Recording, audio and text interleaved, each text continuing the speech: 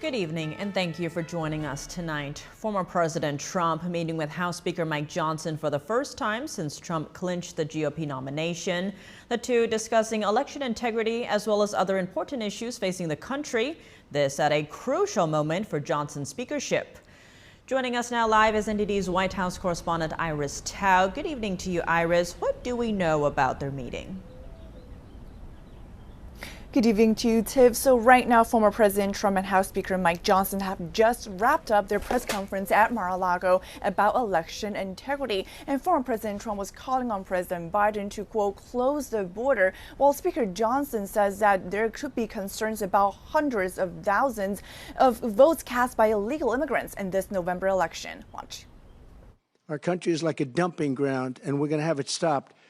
And Biden should do it immediately. He should close the border immediately. But among the problems that flows from this open border catastrophe is directly related to this threat to our election integrity. And you see, states are currently prohibited, believe it or not, the states are prohibited from asking someone to prove that they're a citizen. And Speaker Johnson further vowed to introduce new legislation in Congress to require everyone voting to prove, not only stating, but also actually prove that they are a U.S. citizen before they get to vote. And meanwhile, this meeting comes at a time when Speaker Johnson really needs that public support from Trump, as Johnson is now still facing an ongoing threat from Congresswoman Marjorie Taylor Greene to oust him as the Speaker. And that's over both his handling of government funding and also over the controversial FISA bill that just got passed today with Johnson's support. And Trump today was saying this about the motion to vacate. Watch. It's not an easy situation for any speaker. I think he's doing a very good job. He's doing about as good as you're going to do. And I'm sure that Marjorie understands that. She's a very good friend of mine, and I know she has a lot of respect for the speaker. Meanwhile, President Biden's re-election campaign today cited a new statement by the chairman of the House's January 6th committee in calling today's meeting between Trump and Johnson a, quote, sham event that should remind the American people that, quote, Trump is a threat to our democracy. And Biden's campaign further released a new ad today calling both Trump and Johnson extreme, saying they both have the same extreme MAGA agenda, specifically on abortion. And Trump, meanwhile, was firing back, writing on Truth Social that, quote, Democrats are the extremists. They support abortion up to the moment of birth. And as abortion continues to be this heated topic between Trump and Biden, and Trump today during the press conference was asked about why he backed off or no longer supports a national ban on abortion. Trump responded by saying that, quote, we don't need it anymore because we broke Roe v. Wade. Back to you, Tiff. Iris, thank you for that update. The House of Representatives has approved a bill renewing a controversial section of the Foreign Intelligence Surveillance Act, or FISA, despite opposition from some of the more conservative and progressive members of the chamber. NTD's Washington correspondent Luis Martinez brings us the latest. The House of Representatives just passed the Reforming Intelligence Securing America Act, a bill that would see the reauthorization of the Foreign Intelligence Surveillance Act, an intelligence tool that allows U.S. intelligence community to intercept communications of foreign nationals abroad, even if those communications incidentally intercept also communications with U.S. citizens. Let's listen to what House Republicans had to say about this important caveat. When it comes to the bill, obviously, if it doesn't have the warrant provisions in there, I won't support a bill that's going to continue to violate Fourth Amendment rights. It has 56 reforms in it that are important, some real teeth to kind of get a handle on what the three-letter agencies have been doing, spying on the American people. The left flank of the Democratic Party also drew a line on requiring probable cause search warrants in order to intercept or incidentally intercept communications or data of American citizens. Let's listen to what House Democrats commented on this warrant. I'm okay with the amendments that will guarantee that the FBI and other law enforcement and intelligence agency will not be searching through our garbage without a warrant. I think it's important for us to pass the amendment that is supported heavily by many progressives as well as actual conservatives. It's a bipartisan amendment. Earlier this week on Tuesday, Freedom Caucus members voted against a procedural vote to advance the reauthorization of FISA. On Friday, those same members voted in favor of moving forward with the procedural vote. I spoke earlier today with Representative Bob Good, the chairman of the Freedom Caucus, and he defended the change in strategy. It was a win to go to 2 years instead of 5 years, which is what we accomplished with voting against the rule a couple of days ago, because that means hopefully a new government, a new White House, a new Senate, and hopefully a House majority will have a chance to reform the bill even further to protect Americans' constitutional liberties. Congressman Matt Gaetz, the Republican from Florida, did not see the compromise as favorable for Americans. Every one of these members who voted against a warrant requirement, they are the deciding vote. They own it. And some of them may see me showing up in their districts very soon to campaign against them and to stand for the Constitution. It is important to note that the amendment proposed by Representative Andy Biggs from Arizona that would have required a warrant in order to intercept or incidentally intercept communications and data of American citizens did not pass the House floor, but the reauthorization of the Foreign Intelligence Surveillance Act was approved for another 2 years. Reporting from Washington, D.C., Luis Eduardo Martinez, NTD News. As the House approves reauthorization of FISA surveillance powers, we take a moment to analyze the national security threats facing America and how FISA plays into them. We spoke with Casey Fleming, CEO of Black Ops Partners. Casey Fleming, thank you so much for joining us. Great to have you back on the show. Thank you for having me. Now, FBI Director Christopher Wray is warning of a coordinated attack on the U.S. similar to the recent ISIS K-1 we saw in Moscow. Now, he said that throughout his law enforcement career, it's hard for him to think of a time when, quote, so many threats to our public safety and national security were so elevated all at once. Why do you think that is? Why are there so many threats right now? There are so many threats now because the rest of the world, the rest of the axis, feels that we are very, very weak from a government and a military perspective. They also are working on knowing that we're at each other's throats, the division inside the country, which also spawned by our adversaries. So that's why they perceive us as being very, very weak, and that's why you've seen this incredible increase to threats and risk at this time. Now, Wray also warned about China, saying that the Chinese Communist Party is the defining threat of our generation. He also said in his prepared remarks to Congress that Chinese hackers outnumber FBI agents 50-1. Now, is the U.S. underprepared for a threat like this? Why? We are underprepared for a cyber threat from these different adversaries that are all working in unison, at least in principle. They're working in unison, maybe not directly in unison, but they are working in unison. So that threat against the United States, and from our perspective, just the government resources we have on it are not enough. So we have not taken it seriously. And the truth is we need a whole of nation response to a whole of nation threat.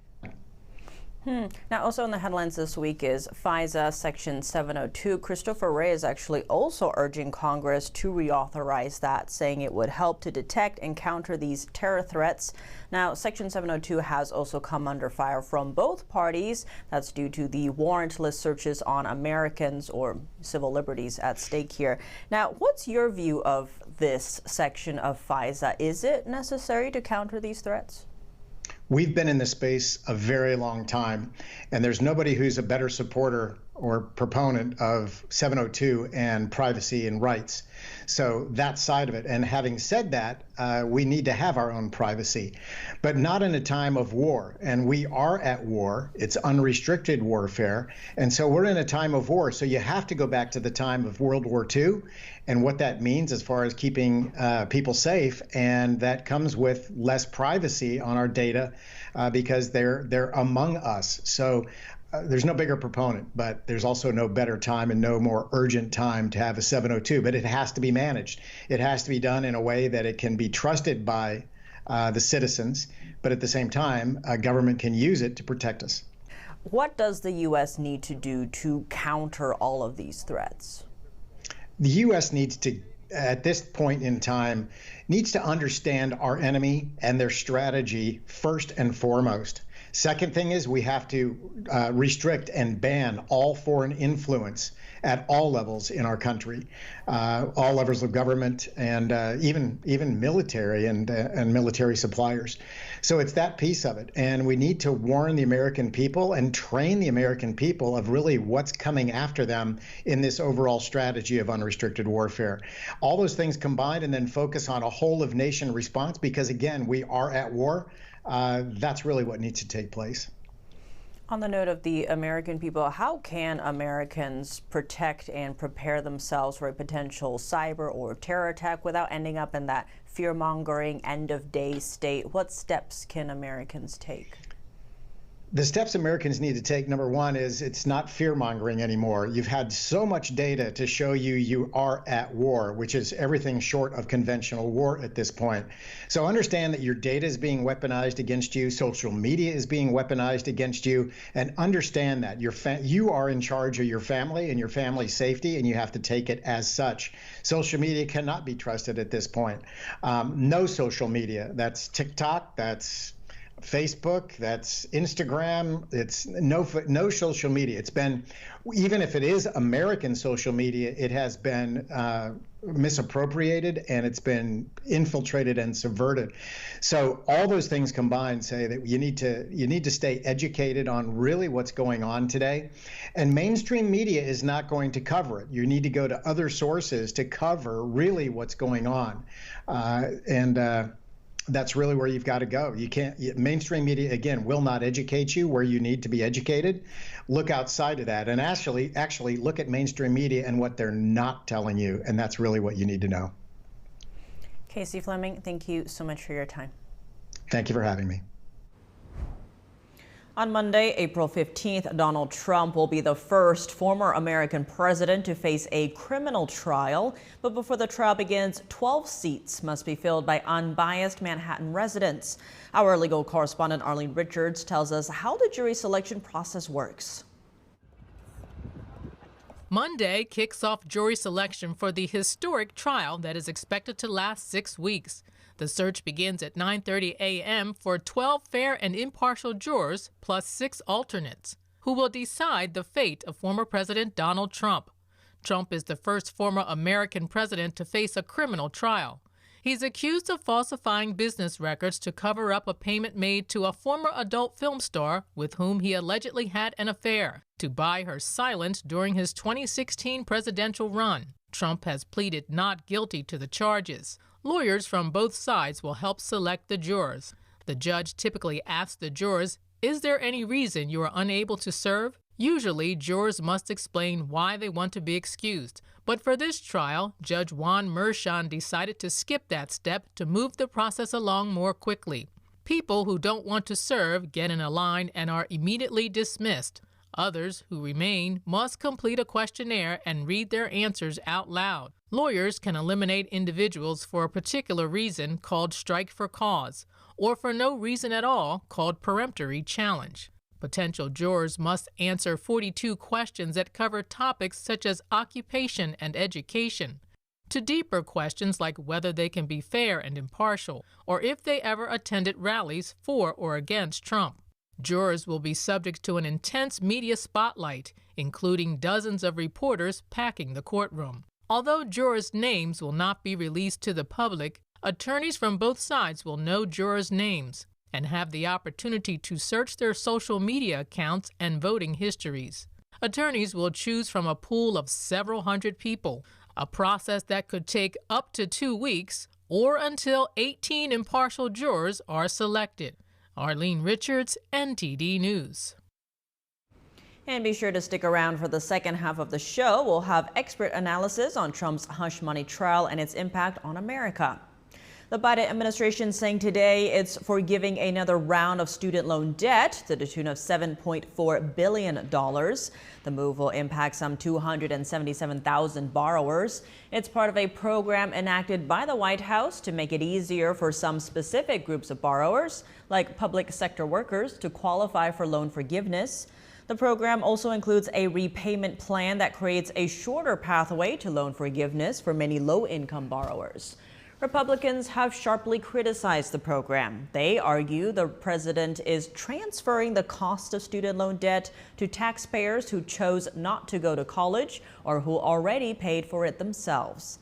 In total, the Biden administration has authorized the cancellation of $153 billion in student loan debt for nearly 4.3 million people. That's more than 9% of all outstanding federal student loan debt.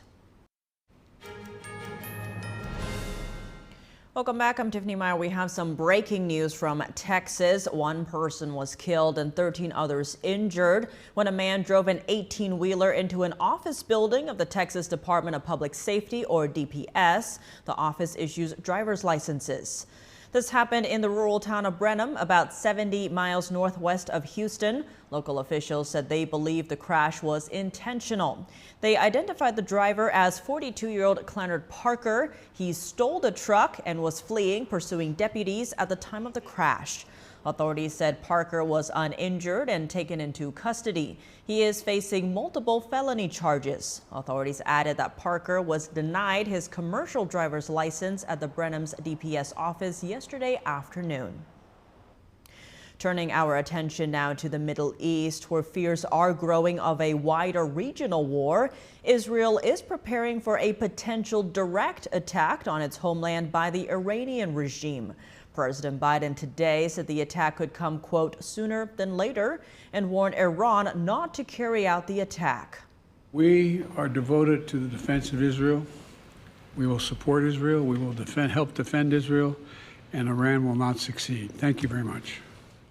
The White House earlier today said the threat is, quote, real, credible, and viable, and said it is watching the threat very closely and is in constant communication with Israel. The threat of an Iranian attack came after an airstrike on Iran's consulate in Syria killed 7 people, including a top Iranian general.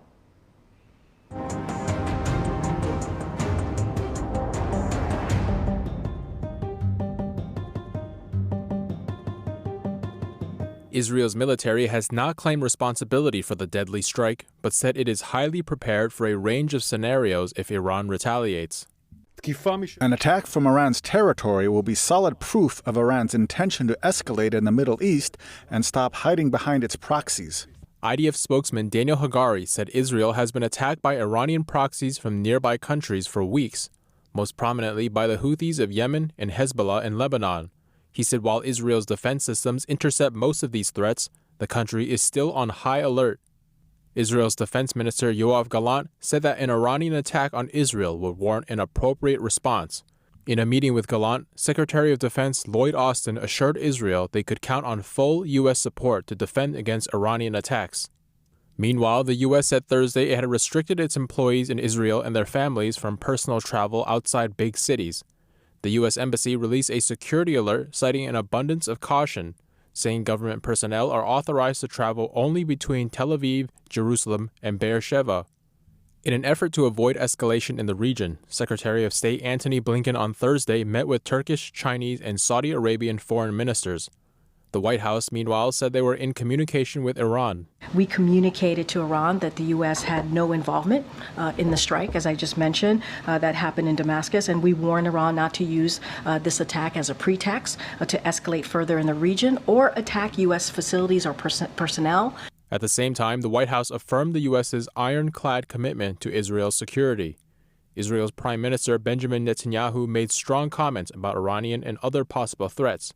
He spoke to Israeli troops at an Air Force base on Thursday. And we established a simple principle. Whoever hurts us, we hurt him. On Thursday, the military said Israeli jets hit Hezbollah military targets in the areas of Lebanon. Netanyahu's statements come as Israel pulls its troops out of the Gaza Strip in preparation for an assault on the southern Gaza city of Rafah. It's been over 6 months since the war broke out between Israel and Hamas, and the Jewish state is facing unprecedented pressure from the international community. NTD's Kelly Wright was in Israel recently and spoke with former Israeli ambassador to the U.S., Michael Oren, to find out more about the challenges facing the nation as the war rages on. You've done a lot of work here, not just for Israel, but also, I think, for the world to see what Israel is, its character, its people. And it's being tested right now like never before. What are your concerns about going forward? We really feel very lonely in the world, that the world doesn't understand us. Waves of anti-Semitism sweeping across North America and Europe, such as we haven't seen in many, many decades. And the feeling that we are facing potentially existential threats, which the rest of the world doesn't appreciate. And we're not just talking about Hamas in the south. Hezbollah in the north, backed by Iran, has between 150 and 170,000 rockets. It's inconceivable. These are bigger rockets than anything Hamas has fired at us. They're longer range. They're very, very accurate. And the Israeli estimate for the rocket fire daily that we would be receiving from Hezbollah is between 2,000 and 6,000 rockets a day, which is just really, truly inconceivable. And by the way, we could be sitting here, I don't want to get you scared. It could happen right now. We could be sitting here right now, the sirens go off, and all of a sudden Tel Aviv will be pummeled with these types of rockets. And all our systems will be overwhelmed. In addition, we're facing Iranian-backed militias in Iraq and Syria. We had a naval base in Eilat, the southernmost port of Israel, was hit just the other day by a drone aircraft launched by a Shiite militia in Iraq. The Houthi rebels in Yemen can hit us with their rockets, and of course there's Iran itself. So I don't know a country on earth that has faced the type of challenges we faced. The UN, the resolution. Yes. Talk to me about that. The UN today condemns Israel more frequently than all other countries in the world combined. This tiny country, this tiny democratic country fighting for its life against evil. And it makes you think, okay, why is New York actually hosting the UN? Why is this organization, which is so, in my mind, blatantly anti-Semitic and very often anti-American, why is it hosted in the city that has one of the largest Jewish populations in the world, the capital of the arts and a free thought? Maybe the UN should move to a more, I would say, hospitable environment like Damascus or Tehran. Or Qatar. Or Qatar. Can Israel afford a ceasefire? Israel can afford a temporary ceasefire in exchange for hostages. Israel cannot afford a permanent unconditional ceasefire. Permanent unconditional ceasefire means that Hamas wins. It means that Hamas gets away with mass murder. Permanent unconditional ceasefire means that Hamas comes out of the tunnels, declares victory, reasserts its control over Gaza, rearms, regroups, and mounts the next deadly attack. This is precisely what their leaders say over and over again. They say they'll do it 1,000,000 times over again. That's what a permanent unconditional ceasefire means. A temporary ceasefire that releases some hostages, we'll have to pay a price for it because Hamas will rearm during that period, but we're willing to take that price. Yes, but not a deal that requires Israel to basically declare that it lost the war. And by the way, even with that deal, Hamas is not going to give back all the hostages. They'll always keep some for, for a rainy day, quote unquote. A bargaining chip. A bargaining chip, certainly. We're dealing with evil. Yeah. Keep that in mind. Thank you. Really pleasure. And as we mentioned, Kelly Wright was in Israel recently talking to hostage families, rabbis and pastors, and Jewish and Arab people to hear their stories and try to find a path toward healing. He'll have a special report on what he learned coming out on April 26th. Welcome back. If you're just joining us now, here are some of today's top headlines. Former President Trump met with House Speaker Mike Johnson at Mar-a-Lago. This was their first meeting since Trump clinched the GOP nomination. The two discussed election integrity as well as other important issues facing the country. The Biden administration announced another round of student loan forgiveness worth $7.4 billion. The move will impact some 277,000 borrowers and focuses on groups like public sector workers and those with low income. Israel is preparing for a potential direct attack on its homeland by the Iranian regime. President Biden said the attack could come, quote, sooner than later, and warned Iran not to carry out the attack. The House passed a revised bill to reauthorize Section 702 of the Foreign Intelligence Surveillance Act, or FISA, for 2 years. The bill does not include a warrant requirement for the controversial spy powers. Trump's unprecedented hush money trial will begin in New York on Monday. Judge Juan Merchan today rejected one of the former president's final bids to delay the trial. What can we expect, and how will the case affect the U.S. legal system? Joining me now is Paul Kamenar, lead counsel at National Legal and Policy Center. Paul, thanks for joining us. Now, on Monday, Trump will be the first former U.S. president to face a criminal trial, with jury selection beginning. What can we expect? Well, we could expect a lot, starting with the jury selection on Monday, and that's going to determine whether he's going to get a fair trial or not. So they'll ask the jury some questions. And just about an hour ago, the Trump lawyers filed a motion to make the judge separate the question he's going to ask at the very beginning. He's going to say, is anybody here cannot be fair or impartial, or do they have a conflict that they have to go to work, or et cetera? Raise your hand. And then he's going to let all those people go. But the Trump lawyers are saying, wait a minute, we want you to separate those questions. We want to know who can be fair and impartial and who has a conflict because they have a job or something like that. So that may, the judge may grant that. So we're going to see jury selection on Monday, and there's 42 questions that the jurors are going to get to see whether they can be fair and impartial in this case. On that note, the jury selection process will look for 12 fair and impartial jurors with 6 alternatives. Now, this is New York that we're talking about. How likely are we to find 12 fair and impartial jurors? Very unlikely, because, like you said, New York, 90% of the New Yorkers voted for Joe Biden. So, you know, if I were running the case, I would say that nobody who voted for Biden or Trump in the last election can be on this jury. That way you have people who are basically apolitical. And there are some people that are like that.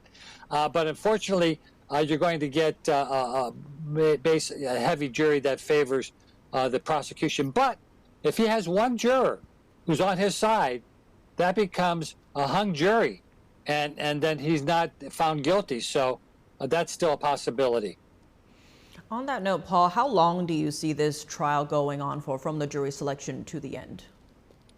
Jury selection should take probably a good part of the week, and the trial itself 6 to 8 weeks. So that's about how long this one will take. And how much of that time will Trump have to be present in the court? What exactly is required of the former president during this trial? Well, as a criminal defendant, you have to be there at the trial, and obviously you can perhaps not be there for some parts of the trial, like the jury selection, perhaps. But he said that, look, you know, he could probably do some campaigning in the evening after the day proceedings have taken place, but it is clearly taking a lot of his time away from the campaign trail. On the note of the campaign trail, with so much time in the courtroom, there leaves little time for the campaigning. But Trump is bound to try to make the most of this situation. However, with the gag order imposed on him, will he be able to hold daily press conferences outside the court if he wishes to? What are the limitations here? Yeah, I think he will, because this is Donald Trump after all. And although he does have a gag order, the gag order doesn't make him not able to talk at all. So I think he will give his opinion on the proceedings. He said he might even testify himself, but I'm not sure that will happen. But I think he'll be very outspoken and make sure that he doesn't cross the line of the gag order. Now, Trump is the presumptive Republican nominee for president, and he is also the first former president to go to trial. What precedent does this set, and how could this historic trial change America? Well, it's clearly unprecedented. This is the first time in American history that a former president is being tried for criminal prosecution.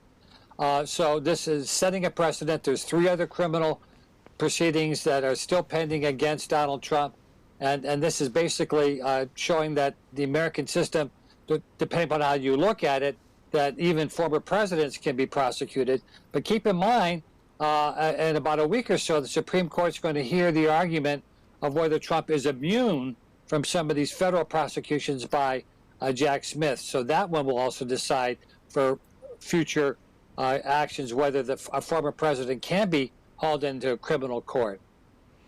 Paul Kamenar, lead counsel at National Legal and Policy Center, thank you so much for joining us. Thank you for having me. My pleasure. Elon Musk meets Argentina's President Javier Milei. Analysts say the two men have a lot to gain from each other. NTD's Dave Martin has more. Billionaire Elon Musk meets Argentinian President Javier Milei at Giga, Texas. The two have repeatedly supported each other on X. This is the first time they're shaking hands in person. Musk obviously has both capital to deploy and a vast audience, so they can support each other. And Javier Milei maybe offers Elon Musk an example of a man who, not in the entrepreneurial world, but in the political world, is showing a path that could happen in other countries. Economist Fergus Hodgson says the two can work together. Argentina's economy is struggling. Inflation is nearing 280%. By partnering, Milei could attract outside investment. And Argentina recently gave Musk permission to sell Starlink services in the country. And it has the fourth largest lithium reserves, vital for electric vehicles. There's actually a lot there. Argentina has tremendous natural resources in terms of mining opportunities. There are many mining companies, copper, gold, silver, the like. There are lots of resources that just have been basically stuck, so people have known about them, but not really had the ability to utilize and export them. Hodgson says Argentina is also important in the U.S.-China competition for global dominance. China is Argentina's second closest trading partner, and it has a lot of interests in the country. But Milei has been openly hostile to China and openly friendly to the U.S. Analysts say this is good for the U.S., but Hodgson says whether Milei can unleash Argentina's untapped potential is yet to be seen. This is Dave Martin for NTD News. Welcome back. I'm Tiffany Meyer. Now for your sports news, we're joined by NTD's Dave Martin. Dave, a lot to cover in sports, but let's start in golf, where the Masters' second round is almost complete. Now, Tiger Woods fared well yesterday, but how did the second round go today? Yeah, he actually did a little better today. I mean, shot an even par. That was like 4 birdies, 4 bogeys. Now that puts him at 1 over for the tournament, which is below the projected cut of 5 over. So he's probably going to make the weekend cut. That's significant because that represents his record 24th straight cut made at the Masters. That breaks a tie with him and Freddie Couples and Gary Player for the most all time.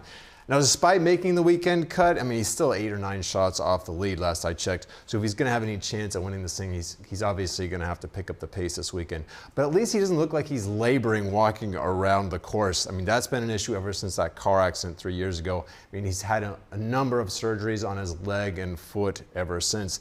Not to mention he's 48 years old, but in any case, he still draws a crowd. Now, over in baseball, more details have emerged in the federal case against the former interpreter for Shohei Ohtani. What is the latest on this? Well, he, and that is Ipei Mutsuhara, surrendered to law enforcement today. He's actually due in court in Los Angeles very shortly, actually. Now, federal authorities are alleging he stole $16 million from Shohei Ohtani, and authorities say it was all used to pay his gambling debts. Now, some of the reported details here are just incredible. According to the complaint against him, he placed 19,000 bets with one bookie over a 2.5-year period. That's an average of roughly 25 a day. I don't even know how someone has that much time on their hands. In any case, his alleged winnings totaled $142 million. His losses were like $183 million. So there's his $40 million deficit. So it's a very sad case of why not to gamble. I mean, it's very addictive for one thing. And once you get in over your head in debt, if you try to gamble your way out of it, I mean, good luck. You've got to remember, bookmakers, they don't get in this business to lose money. You know, only their clients do that. Now over to football news. Tom Brady made some interesting comments yesterday when he said he wouldn't be opposed to a late season return to the NFL. What do you make of this? Do you think he's coming back? No. You know, he had a lot of opportunities last year if he wanted to do it. He could have done it at the beginning of this offseason. He didn't do it. If he was going to do it, I think he would have done it by now already. I'm baffled that this actually made headlines today. I mean, I guess it's Tom Brady, but he'll be 47 when next season starts. I'm sure he's still in great shape, but once you take a year off at this age especially, there's not a long track record of coming back, as your old self. I mean, Michael Jordan came back. His second retirement was a 3-year retirement. When he came back, he still averaged more than 20 points a game, but he was a far cry from the MVP that we knew. Deion Sanders did the same thing, a 3-year retirement. He came back with Baltimore for a couple of unmemorable seasons. Reggie White even came back after 1 year of retiring. He was not the same. And all those players I mentioned, they were roughly 10 years younger than what Brady is right now. So I think fans obviously would love to see him back, and he's left the door open slightly, I'll say, but I don't think this is happening. Well, now in college basketball news, the University of Kentucky has announced BYU coach Mark Pope as its new basketball coach. What's been the reaction to his hiring? Yeah, I think the fan base was hoping for a bigger name hire here. I mean, Kentucky is one of the premier programs in college basketball. They have the most wins all time, second most national titles all time. The best players, they want to play there. So this is a blue blood program. But unfortunately, a number of possible big names hires seem to express publicly that they were happy where they were. I mean, fans probably wanted Dan Hurley of UConn. He just led them to 2 straight titles. Scott Drew, the name was mentioned. He's turned Baylor into a powerhouse when nobody thought that was possible. But I also think the way former Kentucky coach John Calipari, who just left earlier this week, the way he left might have scared off some candidates. I mean, he won nearly 80% of his games. He won 6 conference titles, led him to 4 Final Fours and a national title in his 15 years there. And it seemed like he was maybe feeling the heat from fan base just because they had lost in early rounds in the tournament the last few years. Now, Pope is considered a good coach. He just doesn't have that long track record yet. He's done well at BYU, but he's not the national name coach I think they were hoping for. Well, Dave, as always, thanks for joining us. Well, thank you, Tiff. And in other sports news, soccer's biggest event, the FIFA World Cup, is heading to the New York City area. NTD's Kevin Hogan spoke with a regional authority to find out more.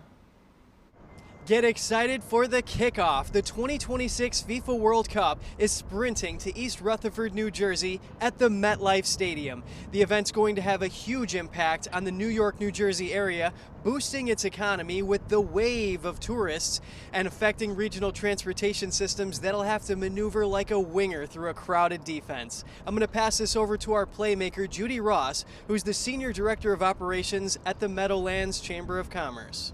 Overall, it's a $2 billion economic impact for the area. We are very excited to have all the international visitors coming for World Cup 26. What can they expect when they get here? Well, we're making plans. We want to welcome everybody with open arms, and we want them to have the best experience when they get here. We want them to understand that it's not just what's happening at the games. It will be what will be happening in the region as well. We want them to experience the Meadowlands from beginning to end.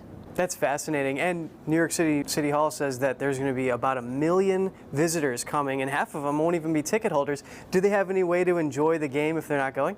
Well, we want to make sure that they do have opportunities. We will plan on having watch parties in the area. We know we're going to try to activate some of the local communities to make sure that there are activities for those that don't have tickets. Excellent. Yeah, and the mayor's office also says that this is going to support 14,000 jobs, so it's going to be just a huge impact. What about transportation? Have they made any adjustments?